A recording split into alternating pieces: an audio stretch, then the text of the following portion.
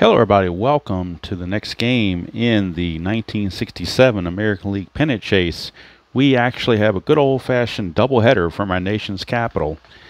Played on September the 22nd between the Detroit Tigers and the Washington Senators.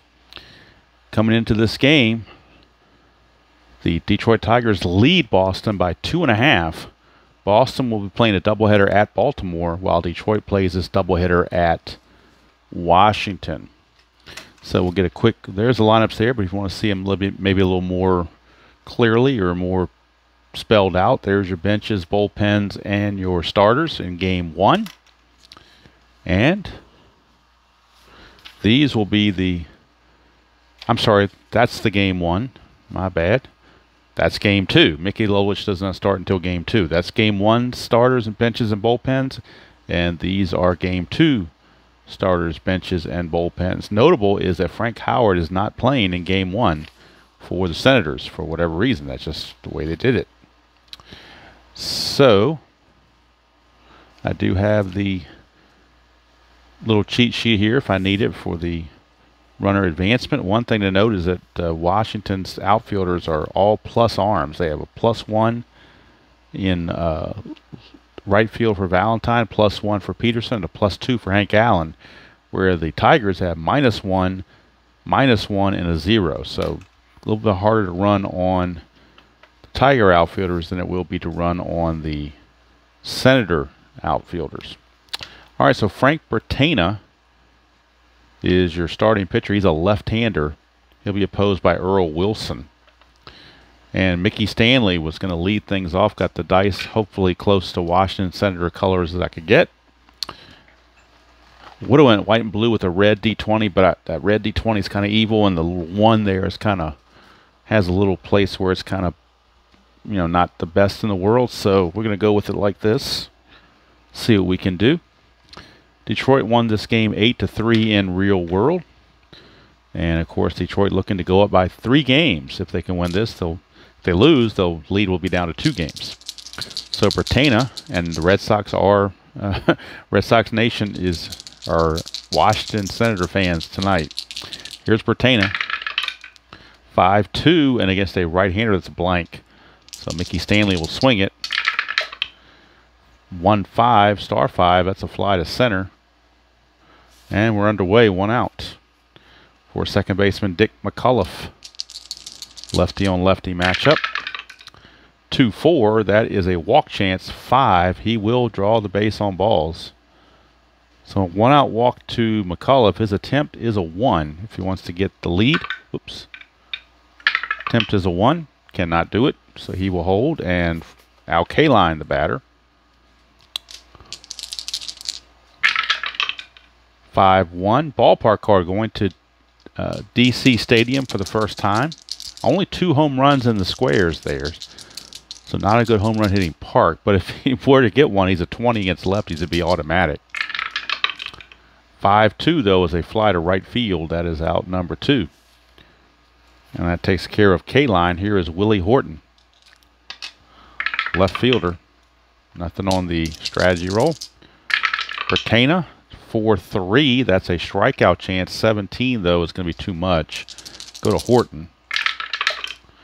4-1. Single to right field by Willie Horton. Now we can bring our, I don't know if I can write the single in here correctly. Do a better job of that. All right, let's bring our base running chart right here. McCullough runs at a 4. There are already 2 outs, makes him a 5 automatically.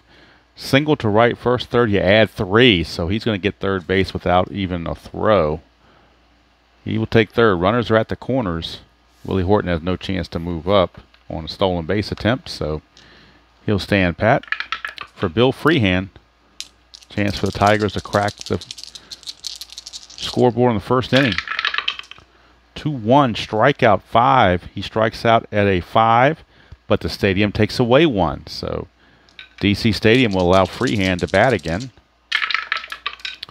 2-5, but he's going to ground to short, so it doesn't matter anyway. And that's going to end the inning. For the Tigers, no runs, a hit, no errors, and 2 left. We go to the bottom of the first. Detroit nothing. Washington coming to bat.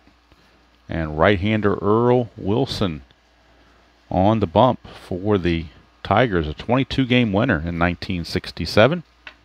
And Fred Valentine will be the leadoff man, playing in right field. 1-3, and I guess they switch hitter batting left. That's an automatic out. So the automatic out will be a ground ball to short. One away as Trzaskowski puts that away. One down for Hank Allen playing center field. 5-5, and that is a strikeout chance. 15 is too high. So Allen will swing it. 4-3, and that's a split chance, but against a righty he grounds to short. 2 down. Kind of surprised they didn't save Hank Allen for game 2 against the lefty, because he hits better against lefties, but this is the lineup that Ted Williams put out there. Here's Wilson to Cap Peterson. 2-1 strikeout plus, got him. Easy 1-2-3 inning for Earl Wilson. Nothing doing for the Senators. At the end of 1, we got no score. First of 2 from the nation's capital. Frank Bertana will be facing Don Wirt, Eddie Matthews, and Dick Trzaskowski in the second. 4-1 pitcher result against a right-hander. 1-4 is a single, but that's a 10, so we treat it as a blank. Go to Wirt. 5-5 is going to ground it to third. McMullen is there, and it's one away. For Eddie Matthews, still donning his Houston Astro garb. 6-2, walk plus, and he will draw the free pass. He has attempt of 1. Can't get the lead, or probably a good idea anyway. Doesn't steal very well. Here's Trzaskowski, shortstop.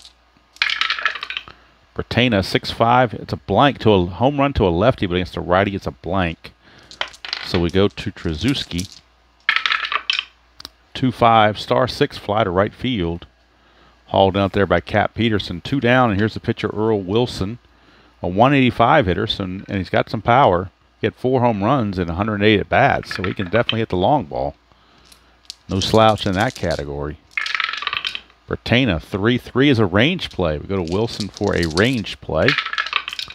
3-1 is a ground ball to short. We're checking the range of Cullen. His range is a 4. Don't know how well it shows on the score sheet, but right here his range is a 4. He's a 4 with an E13, but 4 is what we're really looking for here. Needs a 1-4 to field this. He cannot. It's a base hit. Going to sneak by him, so Earl Wilson, single pass short. Eddie Matthews runs as a 3 with 2 outs. He's a 4. Give him first to third on S6, though. You have to have a 5, so he will hold at second base. So runners at first and second with 2 outs, and here comes Mickey Stanley. 20, but there's nothing on Bertana's card. So Bertana, 6-5, blank to a righty. A home run chance against the lefty, but blank to a righty. We'll go to Stanley. 4-2, that's a power result to right field against the lefty. It only goes to 7, but that is a 7. It's a double to left field for Mickey Stanley. Matthews will score. Wilson runs at a 2. With 2 outs, it becomes a 3. A double to right field. To score, you add 2 more. So Wilson now becomes a 5. So a 1-5, he will score. And he does. So it's a 2-run double for the leadoff man, Mickey Stanley. And they take advantage of the weak arm by Cap Peterson. And Mickey Stanley is on second base now. With 2 runs are in. It's 2-0 Tigers. Groans coming from Boston. Actually from Baltimore, where Boston is in the motel room right now. Here's Bertana. 2-5 walk chance. 6 gonna walk him. That'll bring up Al Kaline, dangerous hitter. Bertana has to be careful.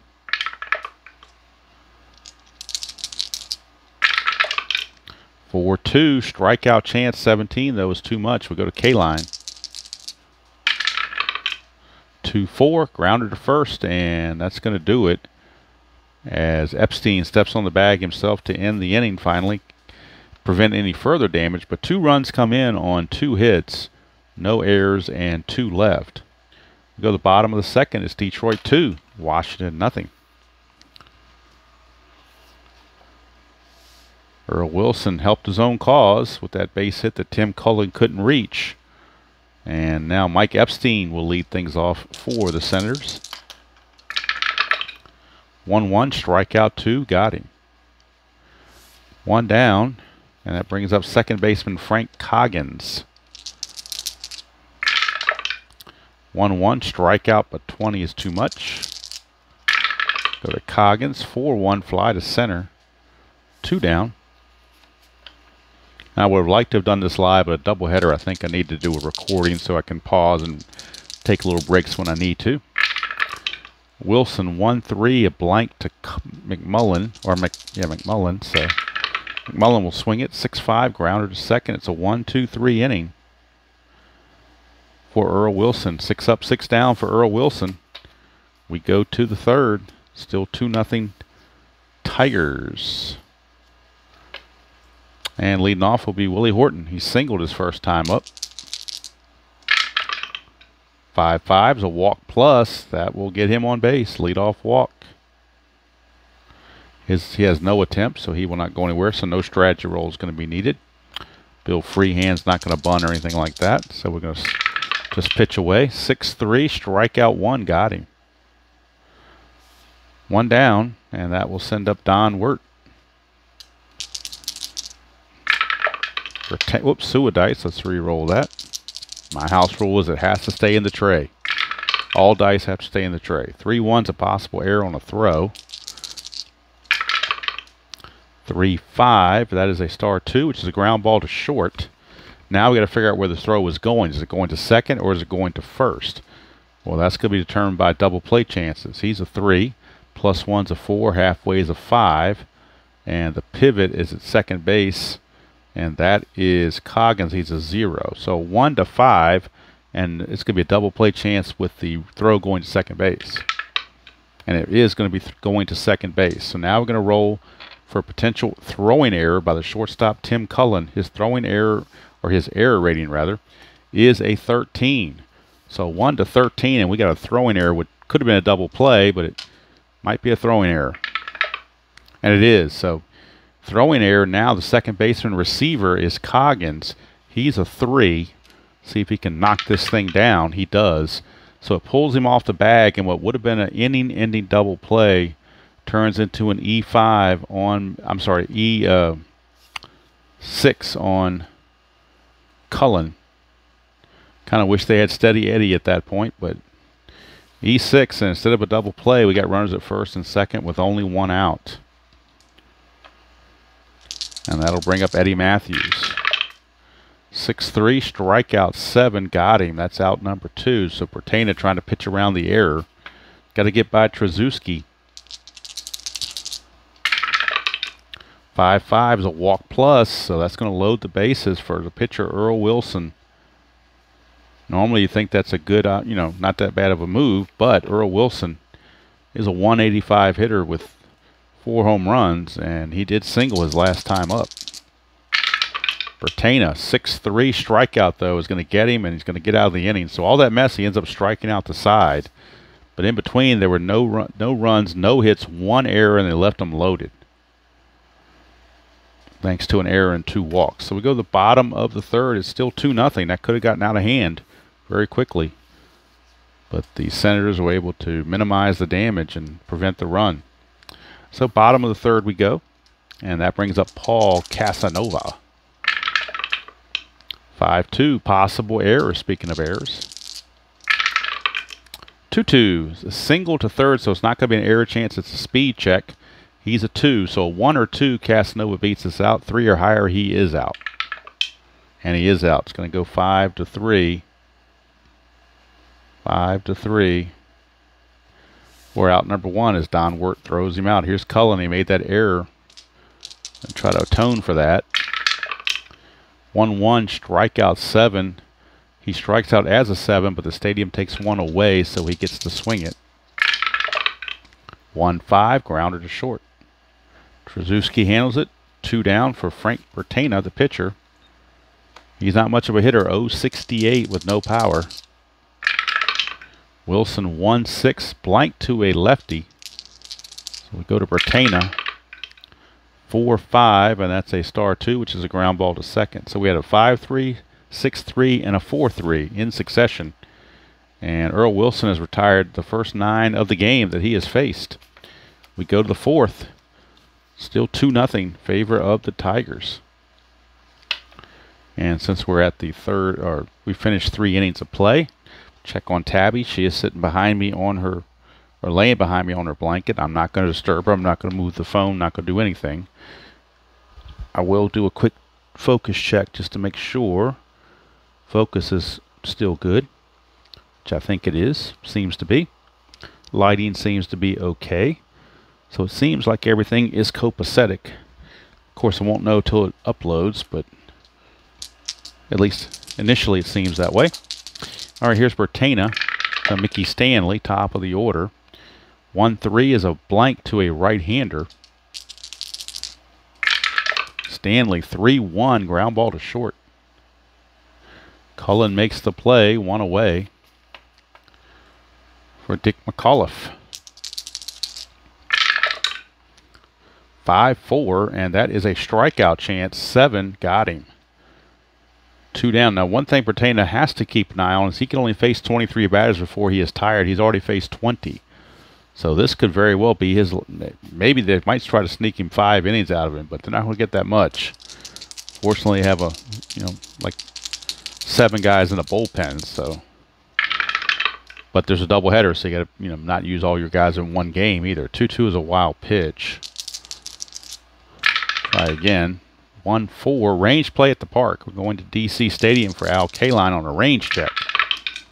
6-4 is a fly to the left. We're checking the range of the left fielder, and that is Cap Peterson. His range is a 3. 1-3, the inning's over. 4 or higher, it's going to drop in. It drops in, single or double. It's a single, so a 2-out single for Al Kaline. His attempt is a 1. Nothing happening, so Kaline will stand pat with 2 outs, and Willie Horton singled and walked. 2-1, strikeout 9, got him. He's a 10 minus. He actually is 11 against the lefty. -1's a 10, so the strikeout counts, and the inning is over.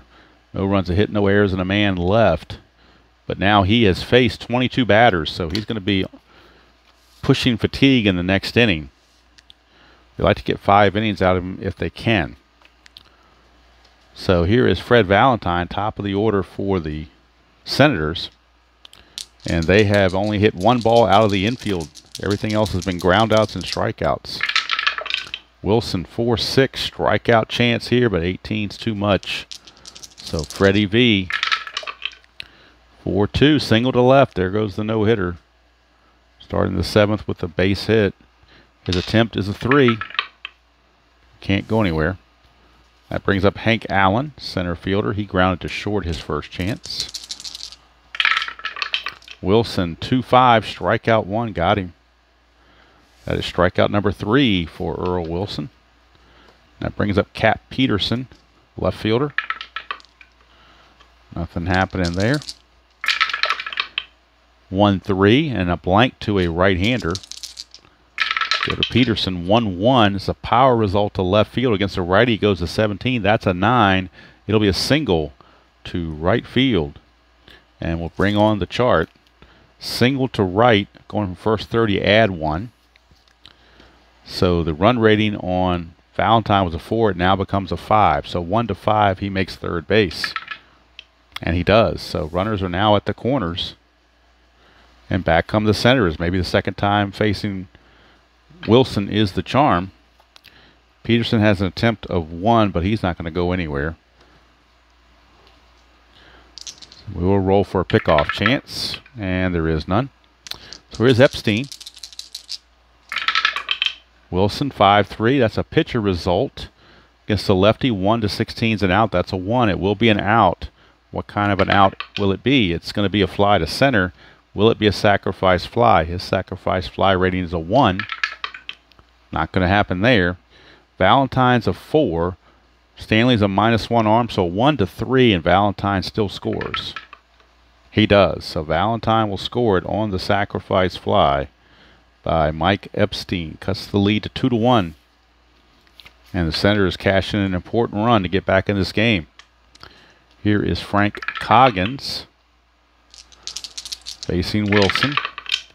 6-3 ballpark card going to DC Stadium.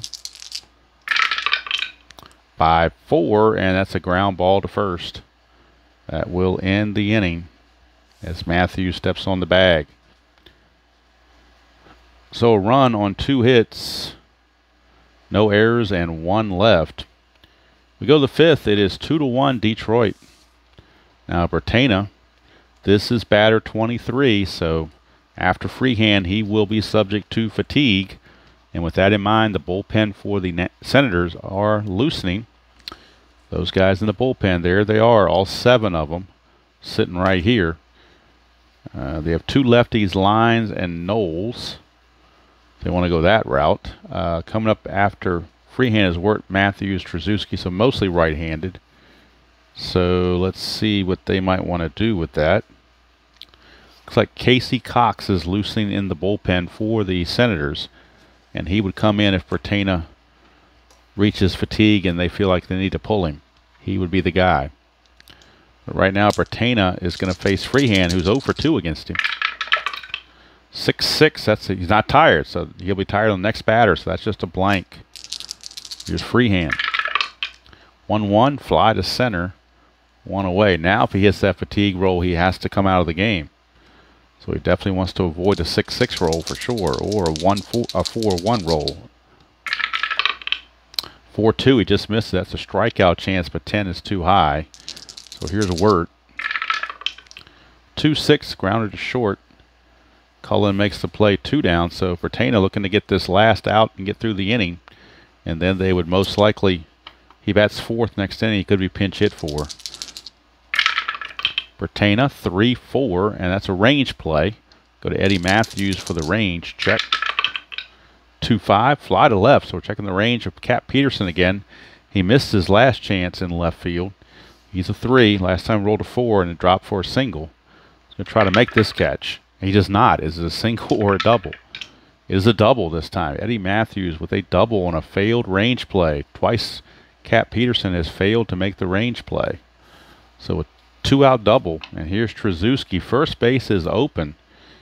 But I tell you what, Earl Wilson's almost as good a hitter as Trzaskowski is. But I still think you got to play the percentages here. So they're going to intentionally walk Trzaskowski and face Earl Wilson. Bertena. Got to get this guy. Stay in the game. 6-2 walk plus. That's not a good thing to do. He walks Wilson to load the bases, and that's going to be all for Bertena. They can't go any further with him. They're going to have to make the move to Casey Cox. They just can't go any further with Bertena. He is going to be lifted. He's going to go 4 2/3. Face 27 batters. He's going to give up 1, 2, 3, 4, 5 hits, but the walks were the killer. 1, 2, 3, 4, 5, 6, 7 walks. One of them was intentional, but 7 walks is really, really not what you want. And let's see here, strikeouts. 3, 4, 5. Looks like 5 strikeouts. And so far 2 runs, but all 3 runners are his responsibility on the base paths. So Mickey Stanley will come in and he'll have to deal with Casey Cox, a right-hander, 7-4, 2.96 ERA and 1 save. Now the question is, do they double switch just in case somebody gets a hit and they don't want Cox to have to hit? There may be a double switch if they want Cox to go multiple innings. The last out was made by Coggins, so it looks like they're going to make that move and Coggins will be lifted. We will get a new second baseman. And that new second baseman will be Bernie Allen. So Bernie Allen will come in and play second base, and he will bat in the 9th position. And RJL, if you're watching this, don't look. It's a double switch. And the pitcher spot now goes into the 5th position. That's Casey Cox. Bernie Allen is a 5, a 3 with a +1 pivot. and a 2 speed. So Bernie Allen will come in, and he will end up batting 4th in the inning, right behind Cullen. And Casey Cox will hit in the number 5 position behind Epstein. So bases loaded, 2 outs, 2-1 ball game, top of the 5th. This could be one of those things where this is the game right here. If the Senators let the Tigers score, a couple runs here with a couple of base hits, they could put the game away. But if they retire Stanley, then you get some momentum going at the bottom of the 5th. Strategy roll, nothing happening. Cox to Stanley. 5-6, strikeout chance, 10, too high. Go to Stanley. 4-1, ground ball to second, and Casey Cox gets them out of it.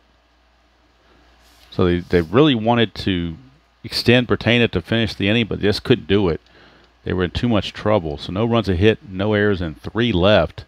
Tigers have now left 10 runners on base. If I've got this right, maybe 12. Let's see, 3, 6, 7. They have 11. They have 11 runners on base in 5 innings, have the Detroit Tigers. So if they lose this game, they can go back and look at all those left on bases. They left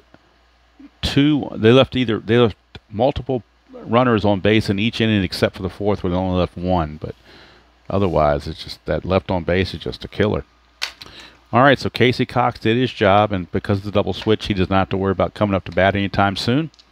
And Ken McMullen is your batter. Wilson, 6-3, ballpark card going to D.C. Stadium for Ken McMullen's at bat. 1-2, it's a ground ball right in front of the plate. Freehand will throw him out, 1 away. And here is Paul Casanova, the catcher. Wilson, 2-1, strikeout plus, he's going to get him. Strikeout for Wilson, that is his 4th of the game. And here's Tim Cullen, shortstop. 4-2, and that's the ballpark card again, going back to D.C. Stadium. 5-4, and that's a ground ball to first to end the inning. D.C. Stadium, a pitcher's park. It's just not helping the batters. And this, whenever you go to the ballpark card, you're thinking something good's going to happen for the pitcher because the stadium is a pitcher's park. All right, so we go to the top of the 6th, and it'll be Casey Cox taking on McAuliffe, Kaline, and Willie Horton. McAuliffe has drawn 2 of those 7 walks. He's also struck out. Cox, 5-2, will be a blank. Go to McAuliffe. 4-5, and that is a fly to left. 1 away for Al Kaline. He is 1 for 3 with a single. Cox, 1-6, strikeout chance, 2, got him. So Cox doing the job, trying to keep his team in the game. And here's Willie Horton. 6-6 is a blank. We go to Horton. 3-1. It's a single to left field. So a 2-out single for Willie Horton. He has no attempt, but Cox does have some activity with balks and pickoffs. So we'll roll the D20 looking for a 20. We don't get a 20, so nothing's happening. Here's Freehand. He's 0 for 3. Cox, 4-4. He's not tired, so there's no single. Go to Freehand. 1-5. He's going to double to center field by Freehand. How about that? A double to center. We'll pull out our chart. Washington, a double to center. To score is a +3 because of the +2 harm of Hank Allen. It's a +3 result. Plus there's 2 outs, so that makes it +4. Horton runs it a 2, but with the +4, it makes him a 6. So he will score without a throw, and it's 3-1 Detroit. A huge 2-out double for Bill Freehand. Cox got the first 2 outs, and then what seemed like an innocent single to Horton turns into a run. Here's Don Wirt. 1, but Freehand's not going anywhere. Cox, 5-3 is a blank. We go to Wirt. 4-3, single to left field. That could score a run. Pull our chart again. Single to left. Score from second. You add 2. Freehand's a 3. You add 2, make him a 5. So 1-5, he's going to score it.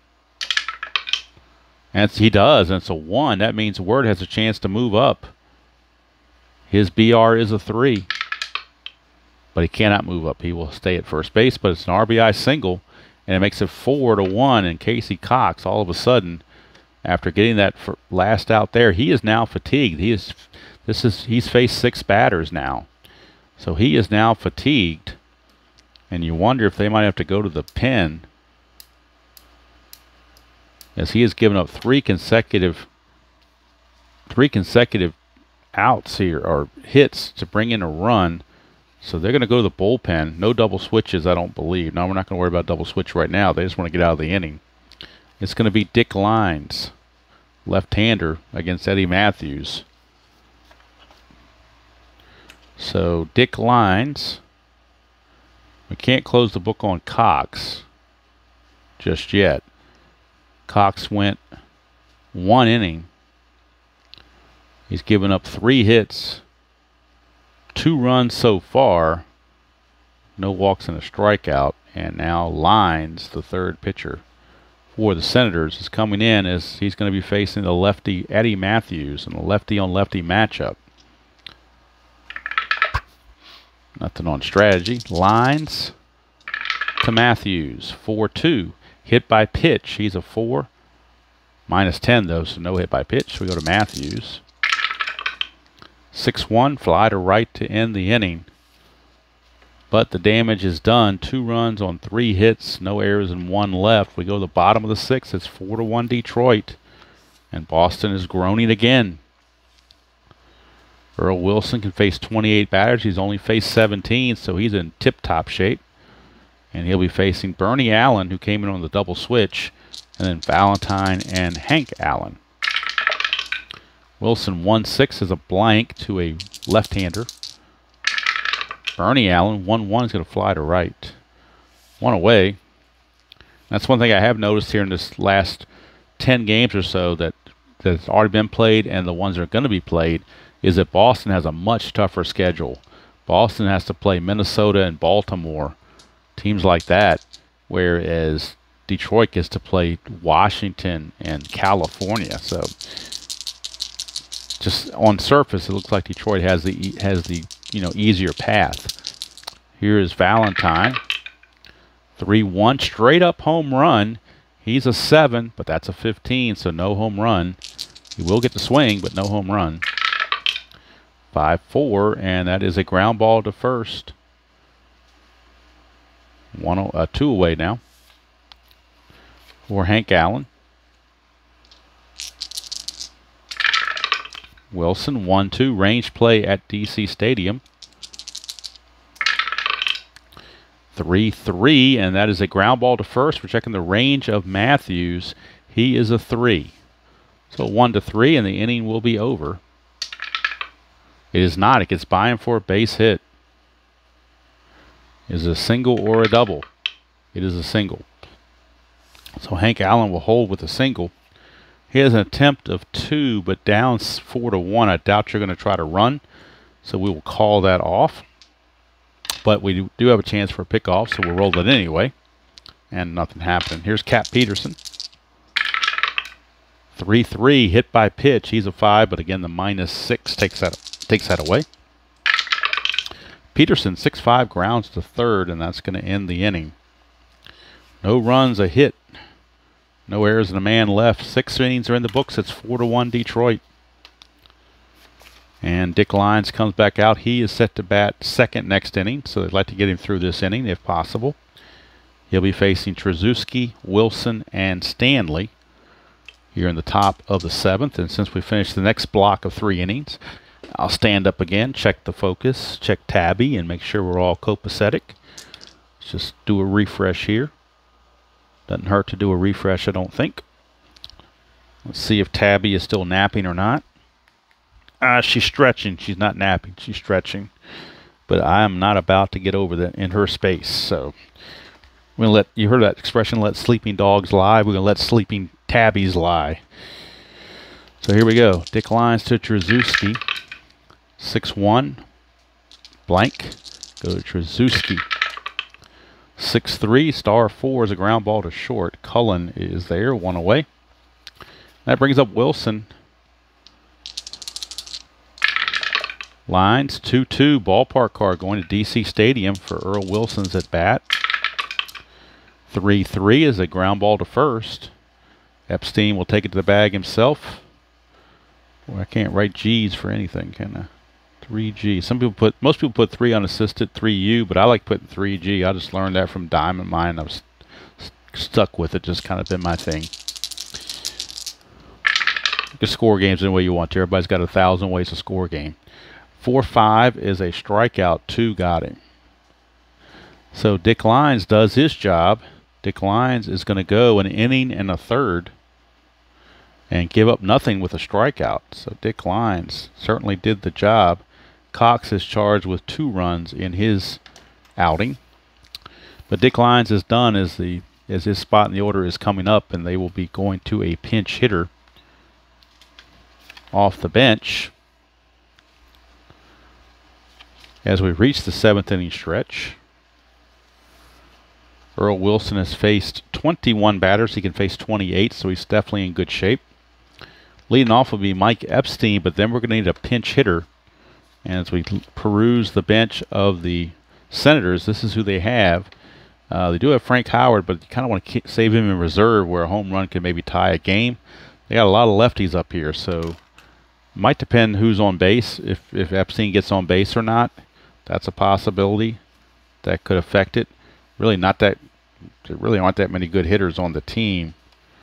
Boy, it's just not much from the left-hand side at all, to be quite honest with you. Not much on the bench at all other than Frank Howard. He's the only good hitter on the bench. Probably going to go to Dick Nen is who I'm thinking, but we'll see how it plays out. I'm thinking we're going to do Dick Nen. That's what I'm kind of thinking here, is Dick Nen. And, of course, we'll need a new pitcher for the Senators. And I forgot to update my sheet here, so let me show you what's taking place here. We had the double switch. Bernie Allen came in to bat 9th in the pitcher spot. Pitcher now occupies the 5th spot. And then Casey Cox and Dick Lyons have been used out of the bullpen so far, and these are the other 5 relievers they have. Plus they have a doubleheader, so you got to remember they got to stretch that bullpen out for quite a few more innings. So it's going to be Epstein, Nen, and McMullen due up for the Senators here in the bottom of the 7th of a 4-1 ball game. Not totally out of it yet, but they just got to get something going against Wilson. 2-5 strikeout, 13. That's not a good way to do it. That is a strikeout of Epstein. And for Earl Wilson, that is his 5th strikeout. Here's the pinch hitter, Dick Nen. So Nen is your pinch hitter against Wilson. 1-1 strikeout, 18 is too high. We go to Dick Nen. 6-6 since the fly to left, 2 down. So Nen is retired for Ken McMullen. 5-1 range play. We go to McMullen for the range check. 1-4. He's going to line it to second, but it is a range check of the second baseman. Range check of the second baseman, and in this case that is McAuliffe. He's a 3. 1-3. The inning's over. 4 or higher gets by him. It's going to get by him for a base hit, so McMullen sneaks it right past McAuliffe with a 2-out single. And brings up Paul Casanova. Nothing on strategy. This is the last inning for strategy unless the score gets closer. Here's Wilson. 3-2. Error on a throw possibly. Go to Casanova. 4-3. And that's a fly to right field to end the inning. So now strategy rolls are off unless the Senators tighten the game. Strategy rolls are no longer in play. So Earl Wilson does his thing. And now we go to the top of the 8th, and the Senators will need another pitcher. They currently trail 4-1. So let's see who's coming up for the Tigers. It's going to be McAuliffe, Kaline, and Horton. One lefty, but a whole bunch of righties. So it looks like they want somebody that can give them some length. And let's see who that might be. They are going to go to Bob Pretty. So Bob Pretty is going to be your new pitcher. Fourth pitcher used by the Senators. No double switch required. So Pretty will be taking his warm-up tosses.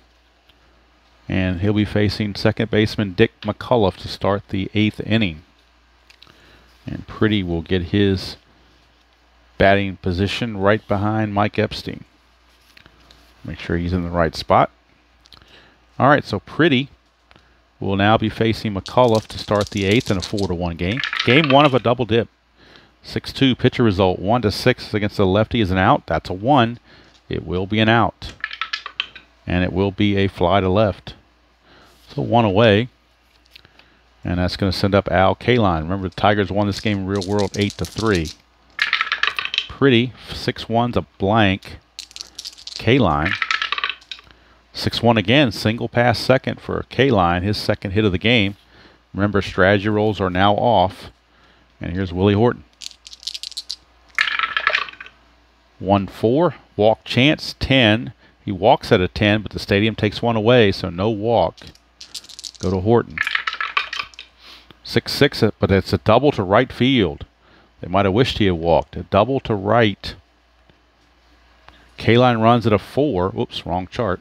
Kaline runs at a 4, but on a double to right, it's a 0. So a 1-4, and Kaline will score. And he does, and with that being a 1, it's a chance for Horton to take third base. Horton runs at a 2. That is a 2, so Horton will take third on the throw. It is now 5-1. Horton's at third with less than 2 outs, so the infield is going to have to come in. And here's Freehand with the infield in. 5-6, possible error. That would score the run. Freehand, 1-3 is a fly to right field. That's a 15. So no error, as Valentine's error rating is only a 4. So there's no error. It will be a fly to right, but it's a possible sacrifice fly. He's a 1. No sacrifice fly there, but Horton runs at a 2, and Valentine's arm is a +1, so a 1-3 scores anyway. He does not. He's got to hold, so he will hold. Now I got to remember if that 6 means that I don't think that 6 means that he's in kind of rundown. I think it just means he holds, as far as I can tell.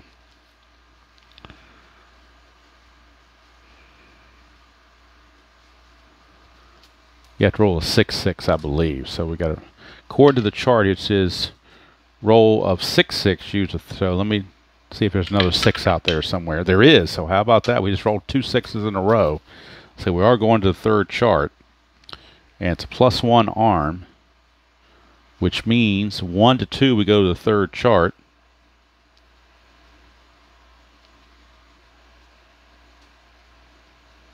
Third 1d6, so we're checking the third 1d6. So 1-2, we go to the chart. 3 or higher, he holds. So we go to the chart. So it is going to be a throw. Anything 2 through 5, and he's going to be out. It's a 6, though, so that means that lead runner advances. He will score on the throw, so it will be a sacrifice fly. How about that? I hope I did that right, RJL. You can check me and give me comments if I didn't, but to me that's a sacrifice fly going through all those motions. Sacrifice fly. I didn't like it because I don't want Detroit to make the score any worse, but that's just the way the ball bounces, as they say. Pretty to Wirt. 5-6 possible error. If I got it wrong, it's probably not going to affect the outcome of the game, but I still like to get it right. 4-2 is a ground ball to the pitcher. Error chance is a 6. That's a 6. So when it goes from, so he would have scored anyway. So it goes from bad to worse. E1, so that would have scored the run anyway. Even if the sacrifice fly wasn't good, that would have scored the run with that error. So here's Eddie Matthews. Pretty, 5-3 is a walk chance. 10 will walk him. And now Pretty is falling apart. This is his 7th batter right here, so after Trzaskowski, he will be tired. 5-1's a blank. We go to Trzaskowski. 2-1, and that's a single past third. Let's see if Wirt can score. With 2 outs, it becomes a 4 on an S5. To score from second, though, you have to have a 5. So the bases are loaded. With 2 outs for Earl Wilson, who's still in there. No reason to take him out. They'll leave him in there. He's a decent hitter on top of everything else. Pretty is now tired, so they're going to try to get him through the inning. 6-1's a blank. We go to Wilson. 5-6 pops it to third to finally end the inning. But 2 runs come in. It is now 6-1 Detroit. 2 runs on 3 hits, 1 error, and they left them loaded. So Detroit's left about 14 or 15 guys on base, but they're still winning 7-1. They've scored enough of them. That's it for Pretty. He's done because he's fatigued. So he's going to go 1 inning, give up 2 runs. Both were earned because the error didn't happen until after the fact. He gave up 3 hits, 1 walk, and no strikeouts. Ugly outing there. So now Earl Wilson back out. He can face 28 batters. He has faced 25. So the Tiger bullpen is starting to stir a little bit, but not with a 6-1 lead. They're not in any big hurry.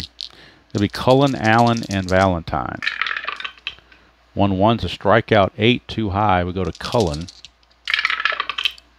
5-6, and that's a single to left field for Tim Cullen. Single to left for Tim Cullen. And now we go to Bernie Allen. 2-4. That's a straight up home run chance. Allen's a 5, but that's a 16, so no home run. Allen will swing. 5-3. Grounds it to first. Possible double play. He's a 1-0. They're not going to get the credit for being halfway because they went to first. So it's still at a 1. The shortstop, Trzuski, is a 0. So it has to be a 1 for a double play. It is not. It's a 3, which will force out Cullen on a 3-6 fielder's choice. So Cullen is out. New runner at first is Bernie Allen for Freddie Valentine. Wilson, 6-3, ballpark, going to D.C. Stadium. 1-6, star 2, that is a ground ball to second. See if that's a double play. He's a 1. Halfway makes it a 2. Pivot it short is 0. 1-2, and we got a double play. We do not. It's a 5, so they get another fielder's choice. This one will go 4-6. First one went 3-6. This one goes 4-6. Fielder's choice, 2 down for Hank Allen. And now Wilson is tired. He's faced 28 batters. Hank Allen is batter number 29. 2-2 is a blank. We go to Hank Allen. 6-5, ground ball to short. That's going to end the inning. That's going to be it for Earl Wilson. He gives up a hit. No runs, a hit, no errors, and 1 left. So we played 8 from D.C. Stadium. It's Detroit firmly in control, 6-1. And we will be having a new pitcher in the bottom of the 9th for Detroit. The Senators will need a new pitcher as well, as Pretty used up all his fatigue in 1 inning. 6-1 game. We got Stanley, McCullough, and Kaline due up. So let's see. They might want to go to with their bull. 6-1. You don't want to bring in anybody that's halfway decent. Want to probably go with a schlub. Whatever their definition of a schlub is. Let's see. Looks like they're going to go with Bob Humphreys. 6-2, 4.17 ERA. He is pitcher number 5 for the Senators. And he'll be facing top of the order Mickey Stanley, McCullough, and Kaline. Since we're in the top of the 9th, I'll do one more check on the video. Looks like it's still in good focus. Tabby is, oh, she is just crashed. I'll let her stay that way. Humphreys, 2-3, strikeout chance, 15 too high. We go to Stanley. We are going to Stanley. 4-5, and that is a single. Single past third base for Stanley. His second hit of the game. He's had 6 at-bats. That tells you they're having a good day when you get half your team with 6 at-bats. Here's McCullough. Humphreys 5-3, strikeout 8. Got him. 1 away. For Kaline, he is 2 for 5 coming into this at-bat. 6-5, strikeout. 20, though, is way too high for that. So go to Kaline. 6-2, single pass short. Single pass to the shortstop. Stanley runs at a 4 to get from first to third, though you have to have a 5, so he will stay at second base. He stays at second base. And that brings up Willie Horton. He's had a good day. He is 3 for 4. 2 singles, a double, and a walk. He's also struck out. Humphreys, 2-6, possible error on a ground ball. 3-1 is a single to left field, and that's a 1, so that will be an error on the left fielder as well. So that means Stanley's going to score automatically, and Kaline will take third automatically. Now the question is, let's see here on the E7, failed error check on an outfielder.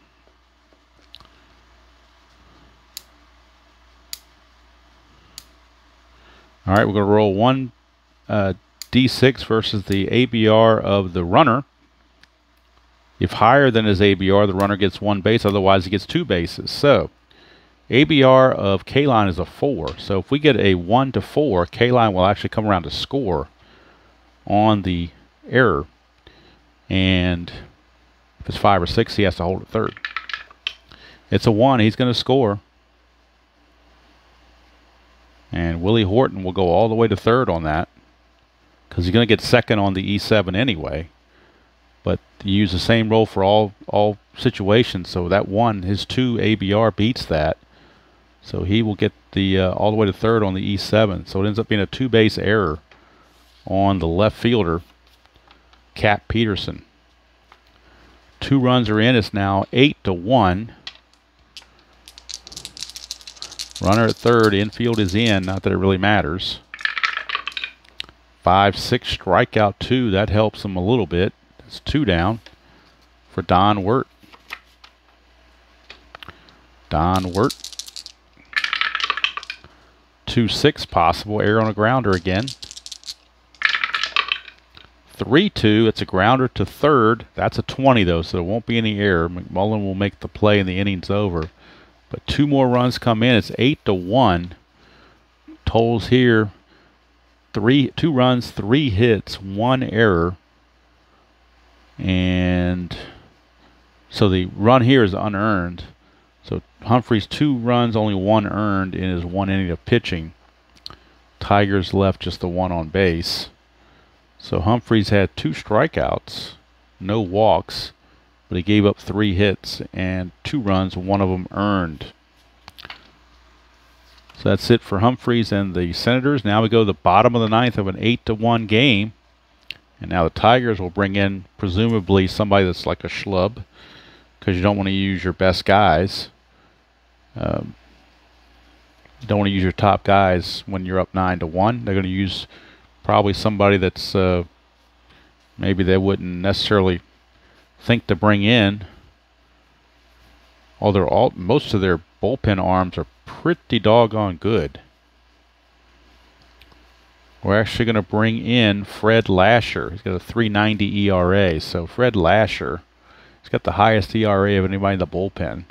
So he will come on, but right now we'll do the totals for Wilson. 8 innings pitched, only 1 run, which was earned. Let's see, 2, 3, 4, 5 hits. And let's see, he did not walk anyone, as opposed to the 7 walks that Pertena had. And he struck out 1, 2, 3, 4, 5 strikeouts. All right, so Fred Lasher is on. He'll be facing Cap Peterson, Mike Epstein, and a pinch hitter for Bob Pretty. I'm sorry, for Humphreys, rather. So let's take a look and see who that pinch hitter might be. Looks like it's going to be Ed Stroud. They want to go ahead and give Frank Howard the rest of the game off. Why not? Why use him on a 8-1 game? Why not give him the game off and let him be refreshed for game 2? So Cap Peterson will be batting against Lasher. 2-3, so strikeout 14 is too much. We'll go to Cap Peterson. 2-2, it's ground ball to second. One away, and that's going to send up Mike Epstein. Epstein is 0 for 2 with a sacrifice fly. 4-4, possible error on a throw. 4-5, that's a ground ball to short. That's a 10. Shortstop error rating, Trzuski's only a 9, so no throwing error. Matthews stretched from the bag and hauled it in. 6-3 ground out, 2 down, and now the pinch hitter, Ed Stroud. 212 on the season. Lasher 4-3, and that's a pitcher result. 1-4 is a single, but that's a 12, so it's a blank. Stroud 5-2 and star 6 fly to left. That's the ball game. 3 up and 3 down go the Senators in the 9th, rather meekly. And there is your final 8-1 here in game 1. Let's do the totals very quickly. Tigers won the game in real world 8-3, so 8-1 is not that far off, is it? 8-1. Let's see, how many errors did the Senators commit? I believe at least 2. There was an error on the left fielder, and there was an error on the shortstop Cullen. So they had 2 errors committed. Detroit did not commit any. Base hits, let's see, 3, 6, 9. I got them for 14 hits. 8 runs and 14 hits. Senators only 1 run, 5 hits. Just for curiosity's sake, left on base 2, 4, 7, 8, 11, 12, 15, 16 left on base by Detroit. So it could have been a lot worse. They left 16 runners on base. Winning pitcher Earl Wilson. Losing pitcher is Frank Bertana. And now with that victory, the Red Sox fall a full 3 games back as Detroit gets their 90th win, 90-64. They are 3 games ahead of the Red Sox with 8 games to play. So tough task for Boston to try to catch up with 8 games left. And if this thing clinches and they're mathematically out of it, I'm not going to play the rest of the regular season. I'm just going to go straight to the World Series. No sense playing games that don't mean anything. So that is that for game 1. We can put the wrap on game 1. So I'm trying to decide if I should pause the video or just keep it going while I do my setup for game 2. Probably should pause it and take a break, I imagine. So I think that's what I will do. So I'm going to pause the video and we'll get set for game 2. Well, welcome back everybody. We are ready for game number 2. And there's our lineup board. Mickey Lolich against Barry Moore here in game 2. The Tigers won game 2 in real world 4-0. And the lineup for the Tigers stayed exactly the same except for Lolich pitching. Old school, Bill Freehand's going to catch both ends of a doubleheader. For the Senators, Frank Howard is in the game, but he's playing first base, a position he does not play very much. He's a 1-0. The outfield all stays the same for the Senators as well, so therefore my little chart here did not need to be changed. I can just keep everything the way it is. Doug Camilli is going to catch instead of Casanova, and Brinkman is your shortstop instead of Cullen. Other than that, everything's pretty much the same. Barry Moore, the left-hander for the Senators. He was 7-11 with a 3.76 ERA, and he'll be facing Mickey Lolich, 14-13 with a 3.04 earned run average. So I decided not to do anything with Tabby. She is just resting. I may show her when the second game is over, because that way if she makes any fuss, I won't have to worry because we'll be done. So right now we just want to get through this because it's a doubleheader. Want to get this thing rolling. And the Tigers now lead the Red Sox by 3 games, so they can actually take a 3.5 game lead here if they win this game, or they can fall back to a 2.5 lead if they lose. And then of course the Red Sox have a doubleheader against Baltimore coming up as well. So Barry Moore is going to take his warm-up tosses, and again the Tiger lineup is identical except for the pitcher. Everything's the same, so it wasn't a whole lot of turnover there to worry about. So here we go, Barry Moore to Mickey Stanley. 6-3 is a walk chance. That's a 5, and not a good way to start if you're Barry Moore. You don't want to start walking guys. First batter of the game is a walk. His attempt is a 2 to get the lead. Cannot. So Mickey Stanley will stand pat, and here's Dick McAuliffe, second baseman. 6-6, strikeout chance, but 17 is too much. We go to McAuliffe. 5-4, grounded to first, possible double play, but he's a 0. He is a +1. Get nothing for it going to first, so it stays a +1. Brinkman is a +1 pivot, though, so it becomes a 2. A 1-2 for a double play. And they turn it. How about that? 3-6-3. Frank Howard, of all people, at his new position, first base, ends up, I think that was mostly because of the shortstop Brinkman. His abilities is probably what did that. So 2 outs, bases clear for Al Kaline. 6-3 is a walk chance, 5, and he will walk him. So Barry Moore again with the base on balls. Kaline has an attempt. He has no attempt. He's a 1, but the -1 from Moore takes that away. But we check for a balk. In case we roll a 20, we do not. So here's Willie Horton. Moore, 6-6, strikeout chance, 16 too much. Go to Horton. 4-6, it's a star 4, ground ball to short. Brink will just throw it to first to end the inning. So no runs, no hits, no errors, and 1 left. We go to the bottom of the first. Detroit nothing, and the Senators coming to bat. And Mickey Lolich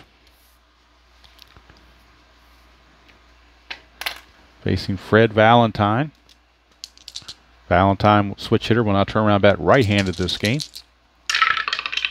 3-6, and that's a hit by pitch chance. He's a 14, +3 is a 17, so Valentine gets plunked to start the game. His attempt is a 3 to get the lead, and he does. It's a 17, +3 is a 20, and then Freehand's a +1 is a 21, so but 19 is the highest you can have. 1-19, and he's in there. Stolen base for Fred Valentine. So Valentine is at second base with nobody out, and here comes Hank Allen. 20, so it's a 1-4 pickoff. 5-6 is a pickoff error. 1, he picks him off. So how about that? Freddie Valentine does a great job. He gets hit by a pitch, steals second, and then proceeds to get picked off, as the second baseman McAuliffe came in behind him and he picked him off 1-4. And what a bonehead play that was, and I can tell you Ted Williams is not a happy camper. Here's Hank Allen. 3-2, strikeout 9. He strikes out as an 8, so Stadium takes away 1, so no strikeout. Allen will swing it. 2-3, he's going to pop to third. Don Wirt is there, 2 down for Frank Howard. 6-1, strikeout 12, got him. So it looked to be a promising inning for the Senators. Quickly went nowhere. No runs, no hits, no errors, and nobody left with the pickoff. We go to the second, no score from DC Stadium here in Game 2 of the doubleheader. And Bill Freehan steps to the plate. 3-6 is a strikeout chance. 14 too high. We go to Freehan. 6-3 is going to fly to right field. Valentine puts that away. A little chagrined as he puts it away. Still frustrated with himself for getting picked off. Here's Moore. 5-6 strikeout chance. 7 too high. Wirt, 6-6, going to ground it to first, and Frank Howard will lumber and take it himself. 2 down. Here's Barry Moore to Eddie Matthews. 1-3, straight up home run chance against the left-hander. He's an 18. That's a 10. It's gone. Eddie Matthews. One of the reasons why the Tigers picked him up from Houston was to get some power. And they got it right there. Eddie Matthews, home run. And the Tigers take a 1-0 lead just that quickly. Barry Moore, 6-6 strikeout chance. He will get Trzaskowski to end the inning, but the damage is done. The home run from Eddie Matthews, a run on a hit, no errors and nobody left. Bottom of the second, 1-0 Tigers. And again, Red Sox Nation is not too happy right now. They could fall 3.5 back real quick. Here's Cap Peterson. Tigers also play the Yankees after they finish with the Senators. So they'll finish up with the Yankees and the Angels.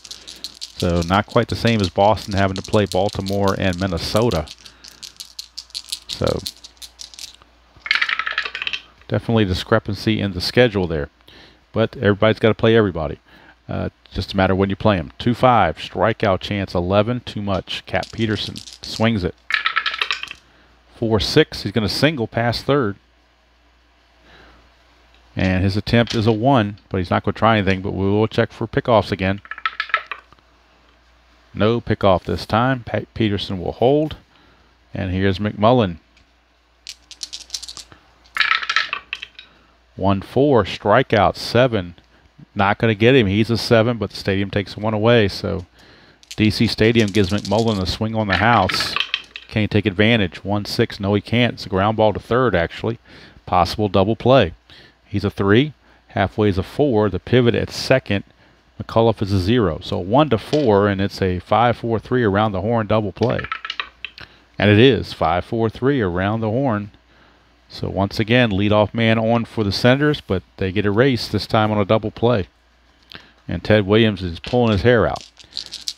What little he's got left. Lolich to Coggins, 2-1 ballpark card going to DC Stadium for Coggins. 3-2 is going to be a star 1, which is a ground ball to second. And no runs, a hit, no errors, and nobody left at the end of 2. Still 1-0 Tigers. And that'll bring up the pitcher, Mickey Lolich. He is a 197 hitter, so not bad at all. 197, nothing wrong with those numbers as a pitcher. He's a switch hitter, so he's batting right-handed. 2-5, but that's a home run to a lefty, blank to a righty. Of course, he has no home runs anyway. So we go to Lolich, 6-4, ground ball to third. McMullen will throw to Howard, 1 away. Back to the top of the order for Mickey Stanley. 4-4, ball 1 on a wild pitch. 4-4 again, that's ball 2. 6-2 is a strikeout chance. 7 will not get him, though. He's a 7. Stadium takes the 1 away, so DC Stadium gives Mickey Stanley a free swing, but he flies to center instead. So 2 down for Dick McAuliffe. Need to glue my clipboard. I keep moving it all the time. Barry Moore, 6-4 is a walk chance. 17 is going to be too high. McAuliffe needs a 16 minus 1 to 15. 17 is too much. McAuliffe, 2-5 is going to pop it up to Barry Moore, the pitcher. And it's a 3-up and 3-down inning for the Tigers. We go to the bottom of the third. Still 1-0. And leading things off for the Tigers, for the Senators, will be Doug Camilli, a 183 hitter. Not much going on there. Senators were not very good in 1967, obviously. 3-5 is a walk chance. 5 will walk him. So how about that? A leadoff walk to Camilli. So the Senators have had the leadoff man on base all 3 innings, but it has not done them any good to this point. Here's Eddie Brinkman. Check for a pickoff. There's a 20, so he might get picked off again. 17 he got back, so I think had he gotten picked off, I think Ted Williams would have had him run back to the motel instead of taking the bus. So here's Brinkman. 3-1. Strikeout. 14 is too high. We go to Brinkman. 6-3. Single pass short. Camilli has to hold at second, but now there are 2 on and nobody out for Barry Moore in a bunt situation. Barry Moore will bunt. He's a 3, becomes a 2 with the corners in. And we'll see what happens on the bunt. First of all, check for pickoff. Nothing happening. Now we're going to have the at-bat. Lolich, 3-5. That's a walk chance, but he won't walk him. So now the bunt's going to be dropped down. And we'll see who fields it. It's going to be fielded by the first baseman. So it's going to be fielded by Matthews. Now the question is, will it be a good bunt? He's a 2-bunter. Needs a 1 to 10. That's a 9. It's a good bunt. So he did it. So it's a good sacrifice. Goes 3-4 as McAuliffe was covering first base while Matthews was charging. That puts runners at second and third with only 1 out. So Barry Moore did his job. And now the Tigers have the infield in. They don't give up a cheap run. They got the infield in to Valentine. Valentine was hit by a pitch and then picked off his first time up. 4-4 is a walk chance, and he will walk to load the bases. So they've loaded the bases on Mickey Lolich with 1 out for Hank Allen. Infield now back for the double play. Trying to get out of it with the double play. Hank Allen's a good double play candidate. Lolich, 3-2, strikeout 7. Got him. He's a good strikeout candidate too. So that's 2 away. And now it's up to Frank Howard, the big guy. Lolich has no place to put him. Lolich to Howard. 3-3. He's not tired, so it's a blank. We go to Howard. 2-5. He's going to fly to center, and the Senators will leave him loaded. That might come back to bite him. No runs on just 1 hit, but there were 2 walks, and they left him loaded. So we completed 3 here at DC Stadium with the score still 1-0 Tigers. And as I like to do on this doubleheader, every 3 innings I will take a little stand-up break, check the focus and all that stuff, and then get ready for the top of the 4th where Al Kaline will lead it off, followed by Horton and Freehand. But I want to check focus, and also see the focus is a little bit out of focus there. So it's a good thing I did check it. Don't know how long it's been out of focus. Hopefully not for too long, but never know. If it was out of focus for a while, I apologize for that, but that's why I stand up and check. When you're recording, you can't see these things like you can when you're doing a live video, so didn't know it was out of focus, but now I did, and I fixed it. So of course, if you're a Red Sox fan, you might want to keep it out of focus and not watch the Tigers increase their lead. So here's Barry Moore to Kaline. 2-1, strikeout 7, too high. We go to Kaline. 6-5, fly to left. 1 away for Willie Horton. Only run of the game is that Eddie Matthews homer. 5-1, home run question mark against the right-hander. It's a 1-4, so that fails. Horton will not get the home run chance, but he'll swing it. 4-2, and that's going to be a ground ball to third. McMullen puts it away, throws over to Howard, 2 down for Bill Freehand. 3-2 is a blank. We go to Freehand. 5-6, and against a lefty, that's a single pass short. So a base hit for Freehand. He has no attempt to run anywhere, but there's a balk opportunity. Roll a 20. There is no balk. So here's Don Wirt. Moore to Wirt. 3-6. Strikeout. 5. Got him. It's going to end the inning. No runs, a hit, no errors, and 1 left. We go to the bottom of the 4th. Still 1-0. And that will send up Cap Peterson for the Senators, followed by McMullen and Coggins. Lolich, 3-2, strikeout 5, got him. 1 away And that brings up McMullen. Lolich, 5-6. Strikeout chance, 14. Too high. 1-1 is the star. 1 ground ball to second. 2 down for Frank Coggins. Lolich, 1-3. Home run question mark. Switch hitter batting right, 1-16, but that's an 18, so Coggins will swing it. Won't get the home run. 6-2, he's going to single, though. Single to center field. 2-out single for Coggins. His attempt is a 1. Can't get anywhere. He'll hold, and here's Doug Camilli, catcher. Lolich, 1-2. Pitcher result, 1-16 is an out. That's a 20, though, so it's a blank. Go to Camilli. 4-1, grounds it right back to Lolich to end the inning. No runs a hit, no errors, and 1 left. We go to the 5th. Still 1-0. Favor of the Tigers as they look to sweep the Senators and go 3.5 games ahead of the Red Sox. But more importantly, it would still stay 3 in the loss column, because that's what's really important, as everybody gets to play their same number of games. But it's going to make it harder and harder the more the Tigers win. All right, so Barry Moore facing Eddie Matthews, who homered off in for the only run of the game. 5-1, got the home run question mark again, but 19 fails. So we go to Eddie Matthews. 1-1, it's going to fly to left. 1 down, and that's going to bring up Trzeski, the shortstop. Barry Moore, 1-4, strikeout, 20. Too high. We go to Trzeski. 6-5, ground ball to second. 2 down for Mickey Lolich. Switch hitter batting right-handed. 2-5 against a right-handed swinger. That's a blank. Go to Lolich.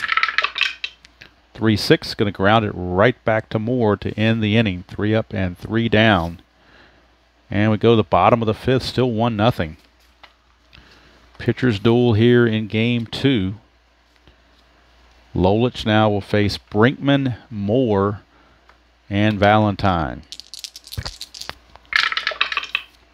4-6, that's a strikeout chance, and he got him. Strikeout for Lolich, and for Lolich, that is strikeout number 4. Here's Barry Moore, the pitcher. 2-4, and that's the ballpark card going to DC Stadium. 3-2, it's going to be a ground ball to second.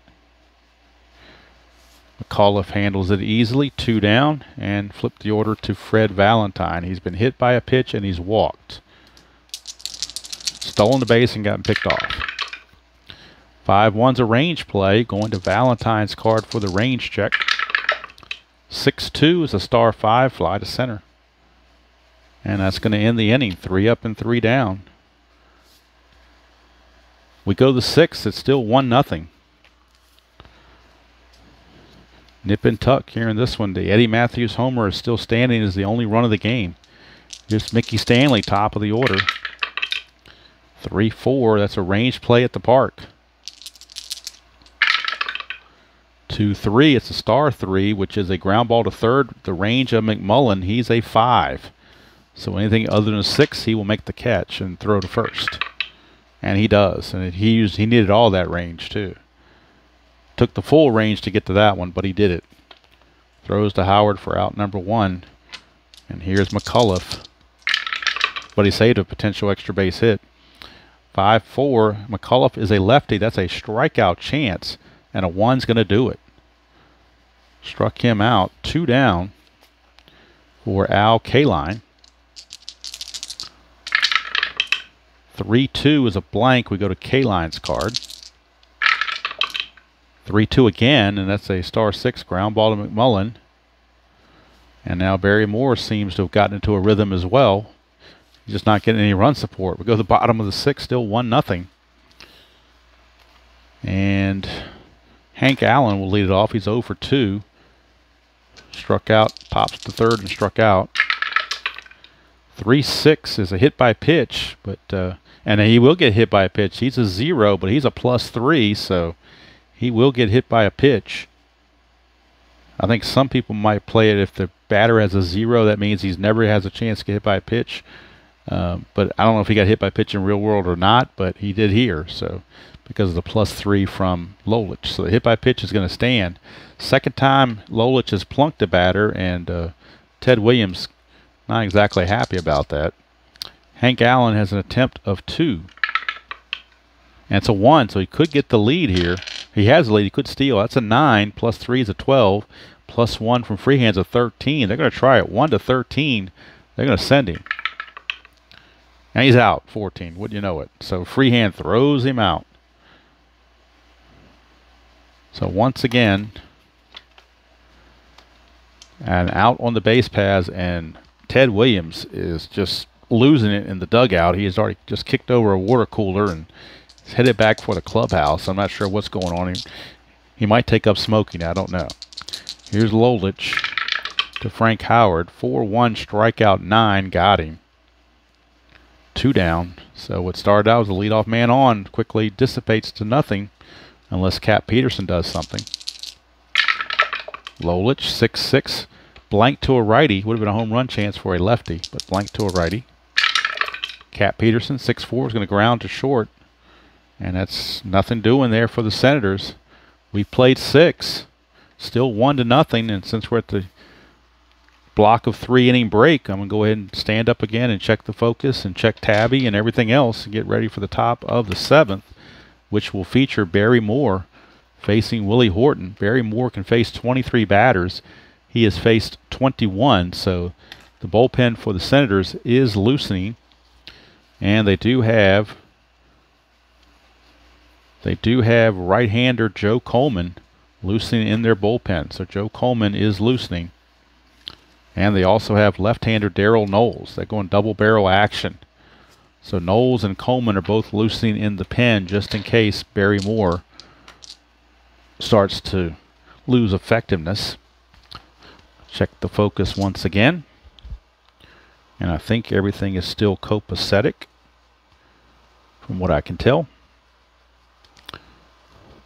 I'll just give it one boost real quick. Never hurts to give it a boost. And Tabby is still resting, so not going to do anything differently there. Everything's status quo. We move on to the top of the 7th. Moore to Horton, 5-4. And that's an automatic out against a right-hander. And the out will be a ground ball to second. So an easy play there for Coggins for 1 away. And here's Bill Freehand. Moore, 2-3. Strikeout chance, 8. Too high. Freehand, 4-3. Star 6 is a ground ball to McMullen. 2 down for Don Wirt. 2-4. That's a range. I'm sorry, that's a hit by pitch chance. 20 though is way too high for that. Go to Wirt. 4-2. Ground ball back to the pitcher to end the inning. 1-2-3. Although you couldn't have blamed Barry Moore if he'd have hit him because Lolich has hit 2 of his batters. So we go to the 7th inning stretch. We're still 1-0. Remember, Tigers won the game real world 4-0. So, and they won the first game 8-1. So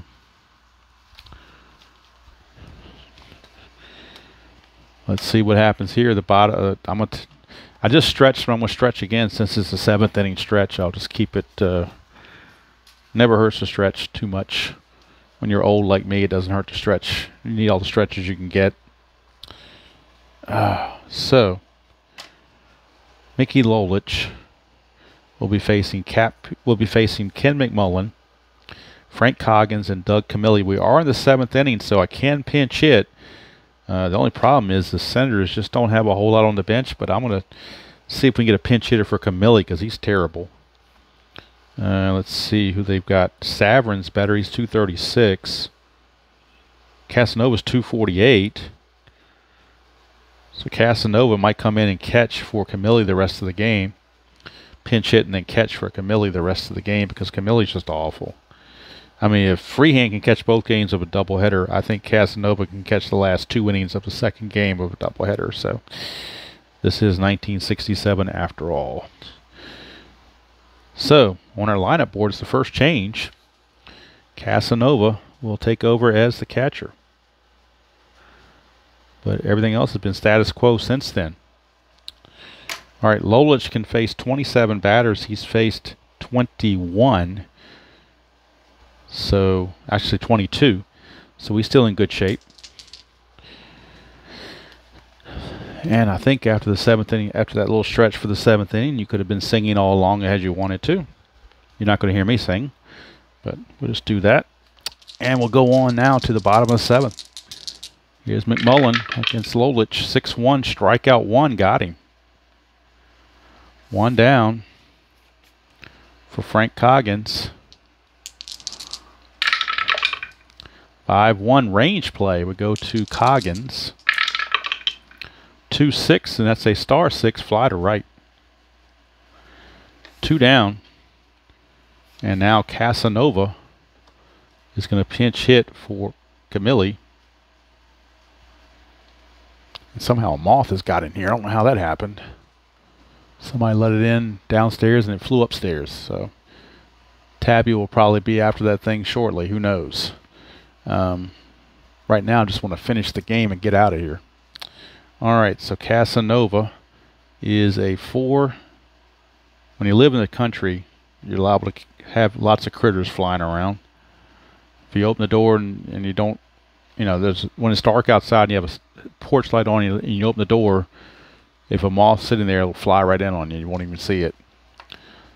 And then now with all these lights I've got going on here, of course it's going to come in here and attract to it the light. So just the way it is.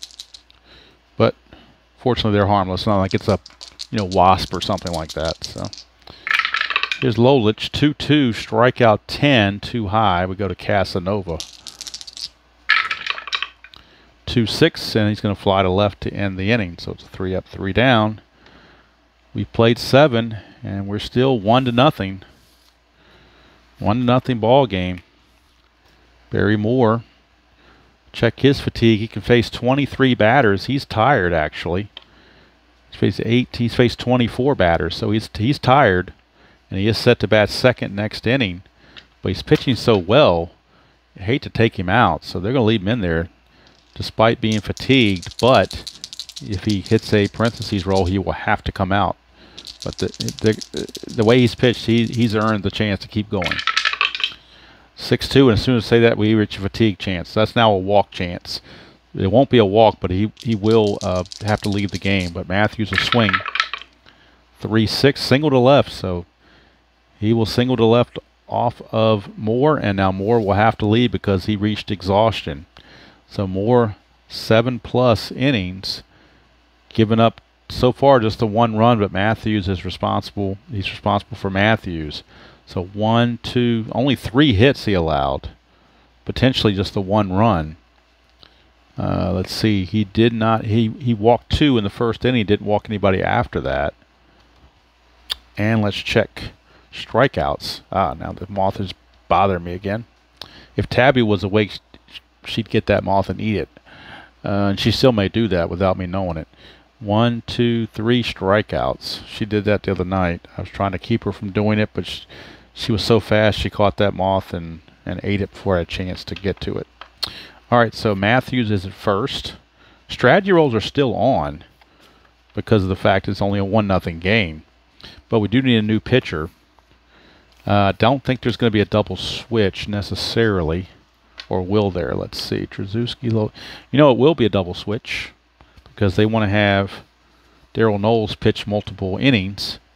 So Daryl Knowles is going to come on to pitch, but there will be a double switch. The last out was made by Casanova. Coggins is up here. Looks like they're going to take Coggins out of the game, and they will bring in a new second baseman, Bob Savarin. He did not play in game 1, so he will come on and bat 9th and play second base. He's a 1-12-0 with a 4 base running. And the pitcher spot is now in the number 6 position. So Coggins is out. The pitcher spot is here. And Savarin bats bats ninth and plays second base. So Knowles is on, Savarin has been used, and that's your new lineup. Pitcher spot 6th, Savarin batting 9th, of course Casanova catching in the 7th position. So Savarin will be the number 9 hitter in the order, which means he will hit second next inning.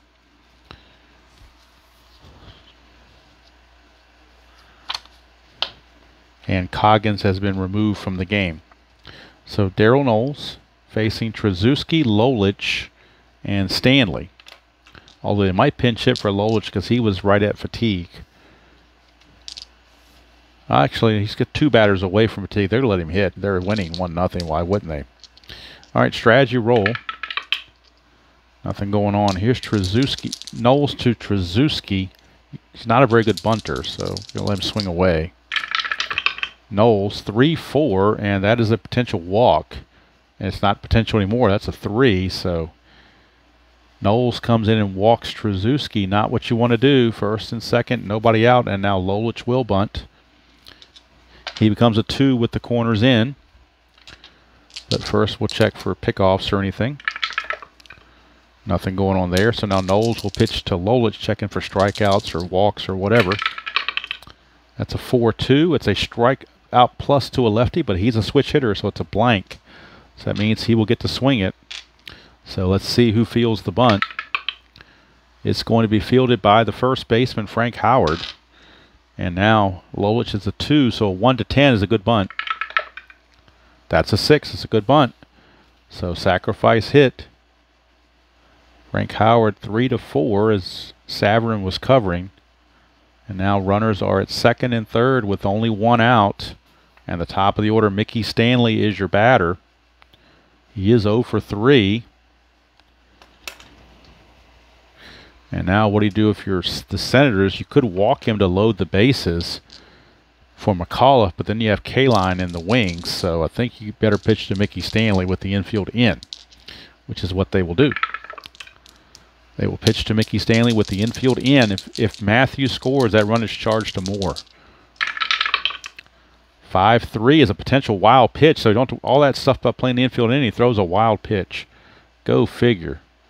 Run will score. That is charged to Moore. You can close the book on Moore. He gives up 2 runs. So the wild pitch, and it's also going to move the runner Tracewski to third base. So now the infield still has to stay in.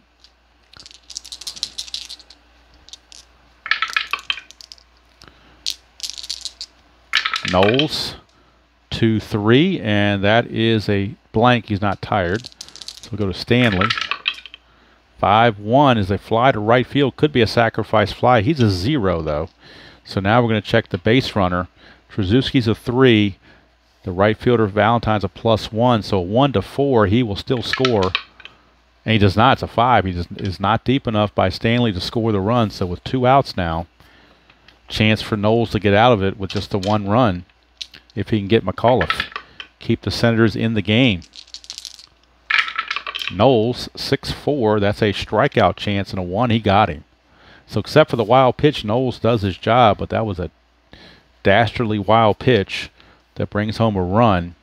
And we go to the bottom of the 8th. It's now 2-0 Detroit. And Mickey Lolich back out. We will have a pinch hitter for Eddie Brinkman. A 188 hitter. They need offense. He's a good defender, but they need offense. So Tim Cullen will pinch hit and take over at shortstop.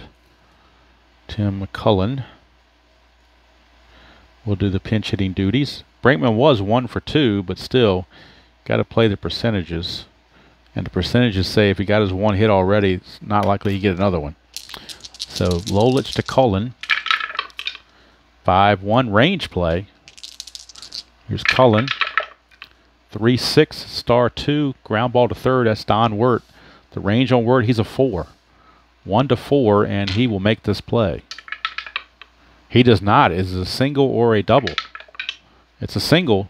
So a pinch hit single for Tim Cullen.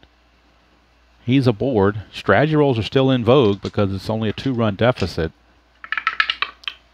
Nothing happening though. So Cullen will stand pat. And Bob Savarin, the batter. He came in on the double switch. So Savarin will swing it against Lolich. 1-2. He's not tired yet. He'll be tired after Savarin. He can face 27 batters. This is batter 27. So that's just going to be a blank for now. He would be fatigued to have to be removed on the next batter, but not now. Savarin, 4-1. Ground ball to third. Possible double play. He's a 3. Halfway is a 4. Pivot to 0. 1-4, and we got a double play. And we do. 5-4-3 around the horn. Double play. And once again, Ted Williams can't believe it. Second double play they've hit into. They've had 2 double plays they've hit into. They've had a caught stealing and a pickoff. So the base paths have not been kind to the Senators. Here's Valentine. Lolich is tired, but they want to get him through the inning. Single if it's facing a lefty, but he's a switch batting right, so just a blank. Valentine, 3-5, single to center field. So Valentine singles. And now what do you do if you're the Tigers? I think you might have to go to the bullpen here because you don't want to let this thing get away from you.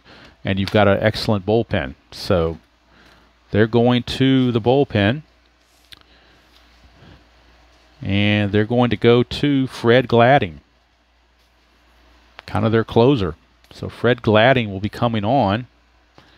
I don't think there'll be a double switch invoked because the pitcher is 7 spots away in the order. So Gladding will be on, and he will take the normal number 9 position.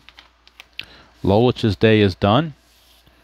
He is responsible for Valentine on base, but other than that, he's pitched a beauty. Pitched a whale of a game. He's in line to get the win. Fred Gladding. Valentine is at first base with 2 outs. He needs a 1-3 to get the lead. And he gets the lead with a 3, so he can steal it. 17 minus 1 to 16 plus 1 to 17. 1-17. And he steals it. Second stolen base of the game for Valentine. So he's in scoring position. Nothing on the strategy there. He's in scoring position for Hank Allen. Now do they pinch hit for Hank Allen? I think they do. They're going to bring in a lefty. They're going to bring in a lefty that can hit a home run, and that's going to be Mike Epstein. So they're going for the marbles right here. Mike Epstein to pinch hit. And they'll move Frank Howard to left, Fred Valentine to center, and Cap Peterson to right. And they'll have Epstein stay in the game to play first base. Tell you what, you don't get managing like this on the other channel. Talk about autopilot. No autopilot here. We're doing strategy here, folks. Whether it works or not, we're going to do it anyway. All right, so everything is copacetic here, except now we're going to have Epstein's going to play first. So he's at first base. Howard's now the left fielder. Peterson's now the right fielder. And Valentine's now the center fielder. So that's what's going on with that. Messy as that is, that's what's going on. But what's going on is Epstein's the tying run at the plate. One swing of the bat and we would have a tie ball game.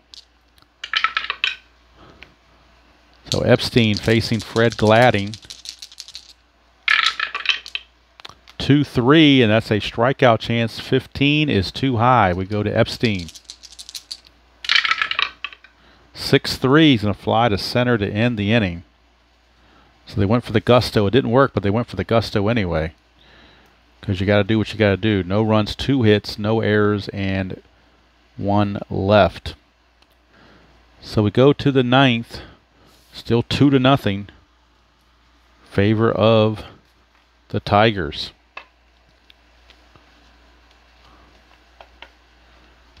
Let's see how many batters Knowles has. He's only faced 4 batters. He can face 8. So he's going to stay in and pitch to Kaline, Horton, and Freehan. You know what? With all these righties, they're going to bring in right-hander Dave Baldwin. Going to play the percentages and bring in Baldwin. We will get the totals on Knowles. Knowles pitched 1 inning, a walk and a strikeout, a wild pitch that let the run in, but nothing else. And now Baldwin is on. He was 2-4 with 1.70 ERA and 12 saves. So Baldwin will be facing these right-handers, Kaline, Horton, and Freehand, here in the top of the 9th of a 2-0 game, trying to keep it right where it is. And since we're starting the top of the 9th, I'll do one last focus check to make sure we're in good shape, and I think we are. Everything seems to be showing up okay. I keep bouncing this score sheet around this clipboard, keep thinking it's going to mess something up, but maybe not. And I actually took care of the moth since Tabby was sleeping. I went and took care of it myself. It landed on the floor, and I decided to do what I have to do. So sorry about that, Mr. Moth or Mrs. Moth, but can't have that in here. All right, here's Baldwin to Kaline. This is not Wild Kingdom. 1-3 is a strikeout. 10 too high.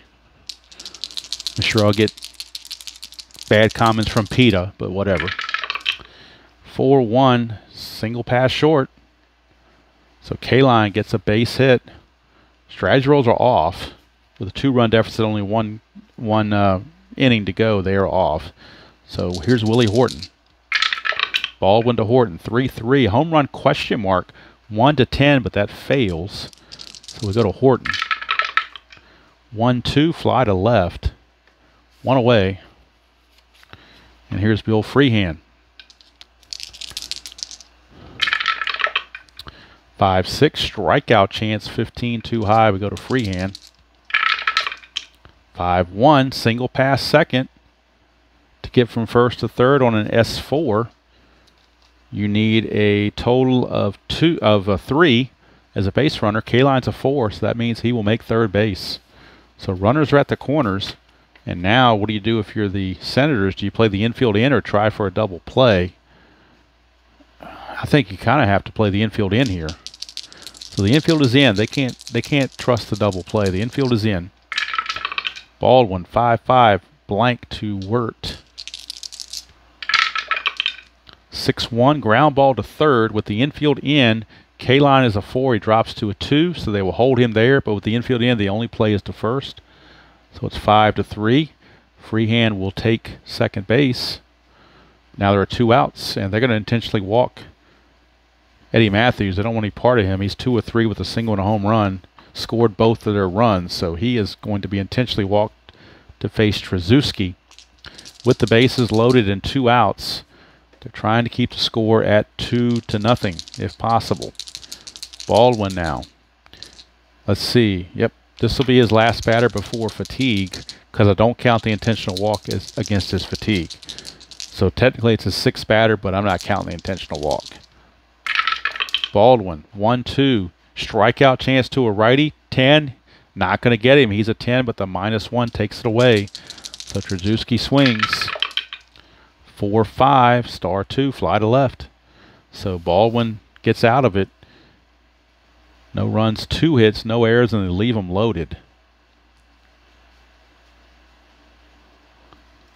Go to the bottom of the 9th. Last chance for the Senators against Fred Gladding. Gladding can face 7 batters. And let's see, he can face 7 batters, and he has faced 4 at the moment. So bullpen activity for the Tigers, just in case he should falter. We do have left-hander John Hiller in the bullpen, and we also have right-hander Mike Marshall. So double barrel action in the bullpen. Marshall and Hiller both loosening just in case, as the Tigers don't want to let this thing slip away. They want to sweep, try to bury the Red Sox. So Frank Howard will lead it off. He's 0 for 3 with 2 strikeouts. Gladding, 2-5. Pitcher result, 1-3 is a single, but that's a 9. It's a blank. We go to Frank Howard. 1-2, ground ball to short. Easy play for Trzaskowski, 1 away for Cap Peterson. Gladding 2-1, and that's a walk chance. 5. We'll give him a free pass. That'll bring the tying run to the plate in McMullen. Then we'll have to have a pinch hitter for Baldwin. So let's see who the National, or I knew it was called the Nationals. Let's see who the Senators might want to use. It might be, well, Bob Chance is their home run guy. If they want to get desperate for a home run, Bob Chance will be a good guy to use for a home run. Ed Stroud is the better average. Actually, Chance is the better average of 214. So after McMullen, it will be Bob Chance to pinch hit, but McMullen's going to hit first. But Bob Chance is on deck. That's assuming they don't hit into another double play.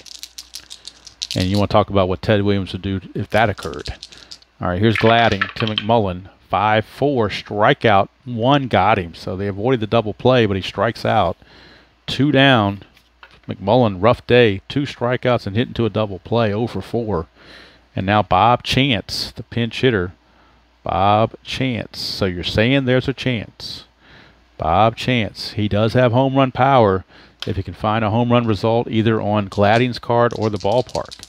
And he's got a straight-up home run at 3-2 as well. So that's why he's in there. He's the last chance saloon right here. Fred Gladding, 1-6, strikeout 11, got him, and that's the ball game. The Tigers have swept the Senators, winning this one 2-0. They won in the real world 4-0. Here they won it 2-0.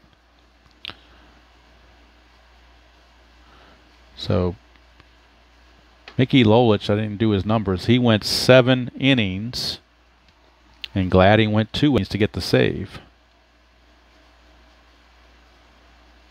So Lolich went 7 innings, gave up nothing as far as runs go. Hits 1, 2, 3 hits he gave up. And let's see how many he walked. 2. He walked 2 and hit 2. And he struck out 1, 2, 3, 4, 5, 6 strikeouts. Gladding went 2 innings, gave up 2 hits, no runs. Walked 1, struck out 2, and got the save. So the save for Gladding, the win for Lolich. Tough luck losses to Barry Moore. So really a tough deal there for Barry Moore. So the Senators end up getting just 5 hits in the game. No runs and 5 hits. I don't believe there was an error on either side. And the hits for the Tigers, 1, 2, 3, 5 hits for the Tigers. I have the Tigers for 5 hits. So 2-5-0 for Detroit, 0-5-0 for Washington here in Game 2. The Senators get swept by the Tigers. So with that sweep, the Boston Red Sox are now 3.5 games back, as Detroit is now 91 and 64. And the 9/22 date will be complete once Boston plays a doubleheader against the Baltimore Orioles. And looking ahead at those games, I'm not sure the order, but I think, let me see here. Yeah, Game 1 is going to be Stevenson against Harden. Game 2 is going to be Santiago against Pete Rickard. So that's your matchup in the doubleheader for the Red Sox, but they have to sweep. There's no doubt about it. If they lose one more game, they'll be 3.5 out with about 7 to play, and it's just about going to be impossible to catch up. So pretty much Boston has to sweep. It's kind of the way it is. So Detroit sweeps the doubleheader. They sweep the doubleheader, winning the first game 8-1, which in real world was 8-3. Winning the second game 2-0 in real world, and in real world it was 4-0. So not that bad for inside pitch to do that. But the Tigers sweep, and now we move on to the Red Sox and the Orioles. Doubleheader action. That'll be the next video. And Baltimore won Game 1 in real world 10-0. So it doesn't look good for the Red Sox, does it? Jerry Stevenson against Jim Harden. So thank you all for staying, those that stuck around till the end. Thank you all for tuning in to the doubleheader. where the Tigers sweep the Senators and pretty much making life miserable for those Boston Red Sox. Tabby's awake, but just sitting there now. So let's see if we can get Tabby to make a quick appearance before we finish and sign off. We've gone for an hour and 50 minutes. We got 2 games in with an hour and 50 minutes. That's not too bad, actually. So there's Tabby. There she is. Hey, Tabby. Ow, ow. Tabby. Tabby. What do you say, Tabby? This is the blanket Gracie used to have. That's where she would sit when we were doing our Three Amigos. And her little binky here, it's actually a mouse, but it was for the cats, but Gracie used it for her toy to play fetch. And now I guess it smells like Gracie, so Tabby's still sitting here kind of just taking in that smell and remembering her friends. So yeah, we miss her, Grace. We miss her, Tabby, but she's with us in spirit. And so are you, Tabby. You're with us in something or other. I'm not sure which. But there you are. Tabby, will you even look this way, or you're just going to poo-poo us? No? You don't know what you want to do. A little restless or what? You don't know what you want to do. All right, we're going to go ahead and end it here. Tabby will sign us off. Again, the Tigers sweep the Senators, go up by 3.5 on the Red Sox, and really put the pressure on the Red Sox to have to sweep the Orioles in Baltimore. And if they don't, it could be Katie bar the door.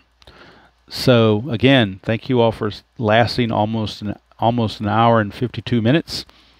So until next time, enjoy playing whatever game you choose to play, however you choose to play it. And Tabby and I will see you down the road.